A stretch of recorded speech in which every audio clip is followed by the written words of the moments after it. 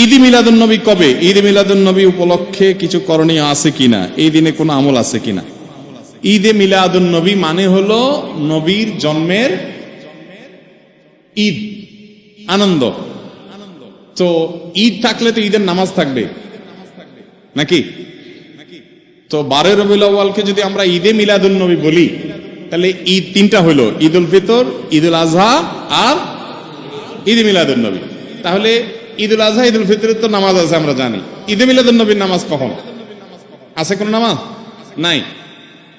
তো বোঝা গেল যে আসলে ঈদে মিলাদুন নবীর নামে কোন ইবাদতের উপলক্ষ, কোন অকেশন ইসলামের শরীয়তে কোথাও নাই।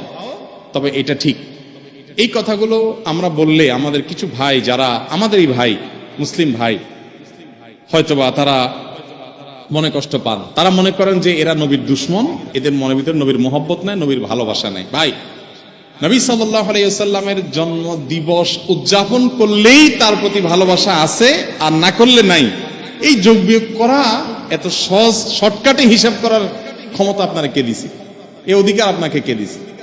ব্যাপারটা এরকম হয়েছে যে দেশের প্রতি আমার ভালোবাসা আছে কিনা। আপনি আমার দল করেন, তাই আমি বলবো আপনি দেশপ্রেমিক। আপনি আমার দল করেন না, তা আপনি দেশদ্রোহী।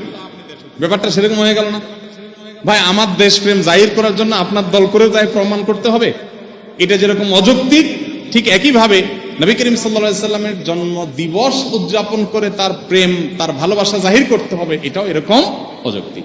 দেখুন, আমরা একটু ঘাটাঘাটি করি ভাই। আজকাল তো আলহামদুলিল্লাহ অনেক সহজ হয়ে গেছে।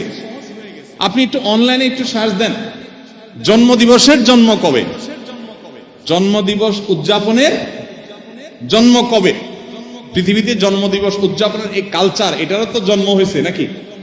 নাকি আদম আলাইহিস সালাম থেকে শুরু হয়েছে? এটাও তো শুরু হয়েছে। একটু ঘাটাঘাটি করে দেখেন, আপনি অবাক হবেন। খ্রিস্টানরা পর্যন্ত তাদের ধর্মীয় ভাবে জন্মদিবস উদযাপন করাটাকে তারা নিষিদ্ধ করেছে। আমরা যেরকম ফতোয়া দেই না, খ্রিস্টানদের ধর্মের মধ্যে ফতোয়া আছে জন্মদিবস উদযাপন করা যাবে না। কারণ এটা যারা করেছে পেগানরা, প্রকৃতি পূজারীরা, তাদের সাথে বিশ্বাসগত বিশাল সংঘর্ষ আছে। কাদের? খ্রিস্টানদের। কালের আবর্তে খ্রিস্টানরাই এসে সেটা আবার নিজেদের গায়ে ধারণ করেছে। তারা এখন তাদের নবীর জন্মদিবস উদযাপন করে। আমরা মুসলমানদের অনেকে বহু পরে এসে, মিশরের এক শাসক, তিনি এসে চিন্তা করলেন খ্রিস্টানরা তাদের নবীর জন্মদিবস পালন করে, তাহলে আমাদের নবীর জন্মদিন আমরা পালন করলে সমস্যা কি? এই শুরু করলেন তিনি, এবং তারপর থেকে এটা শুরু হয়ে গেল। ডক্টর আব্দুল্লাহ জাহাঙ্গীর রহমতুল্লাহ রাহেবেলার বইতে বিস্তারিত ইতিহাস পাবেন, পড়ে নেবেন।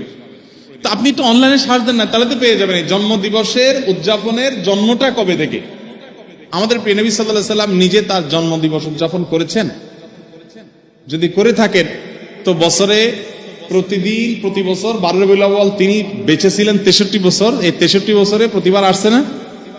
উনি ওনার জন্মদিবস উপলক্ষে এই যে র্যালি বের করা, জশ্নে জুলুস করা বা যাই করি আমরা, উনি কিছু করছেন কিনা? উনি নিজের, ওই যে কি একটা কথা আছে না, যার বিয়ে তার খবর নাই, পাড়াপড়শির। ওনার নিজের জন্মদিবস উনি উদযাপন করলেন না, ওনার 4 খলিফার কেউ করলেন না, কোন সাহাবী করলেন না। আমরা মোহব্বত জাহির করার জন্য ওনার জন্মদিন উদযাপন করি। ব্যাপারটা কেমন হয়ে গেল? আল্লাহ আমাদের ভাইদেরকে সঠিকটা বোঝার তৌফিক দান করছেন। তারা নবী সাল্লাল্লাহু আলাইহি ওয়াসাল্লামের মহব্বতই হয়তোবা করছেন, তাদের প্রতি তাদের যে আবেগ আছে, তাদের যে নবীর প্রতি ভালোবাসা আছে, ভালোবাসাটাকে আমি শ্রদ্ধা করি, কিন্তু ভালোবাসা প্রকাশের পদ্ধতিটা অবশ্যই কি হতে হবে? সঠিক হতে হবে। অতএব ঈদে মিলাদুন নবী নামে আলাদা কোনো অকেশন, ইবাদত হিসেবে এরকম কোনো কিছু শরীয়ত রাখে নাই, এবং এটা না সাহাবায়ে কেরাম, খোলাফায়ে রাশিদিন কারোর মধ্যে এর কোন নজির ছিল। বরং উল্টা, এটা অন্য ধর্মাবলম্বীদের সংস্কৃতি হওয়ার কারণে আমাদের সেটা বর্জন করা উচিত।